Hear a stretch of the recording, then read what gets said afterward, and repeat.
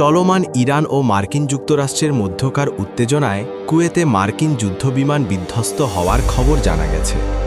কুয়েতের আকাশে একটি মার্কিন যুদ্ধবিমান বিধ্বস্ত হয়েছে বলে ইরান দাবি করেছে। এদিকে কুয়েতের প্রতিরক্ষা মন্ত্রণালয় বিষয়টি নিশ্চিত করেছে। কুয়েতের প্রতিরক্ষা মন্ত্রণালয় আরও জানিয়েছে, বিধ্বস্ত বিমান থেকে মার্কিন পাইলট প্যারাশুটের সাহায্যে নেমে প্রাণ বাঁচাতে সক্ষম হয়েছেন।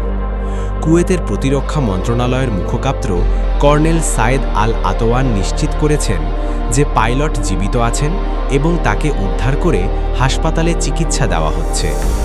তুরস্কের গণমাধ্যম টিআরটি ওয়ার্ল্ডের বার্তা বলছে যে ইরানের আকাশ প্রতিরক্ষা বাহিনীর গুলিতে মার্কিন এফ যুদ্ধবিমান বিধ্বস্ত হয়েছে। প্রতিনিয়ত আপডেট সংবাদ পেতে সাথে থাকুন।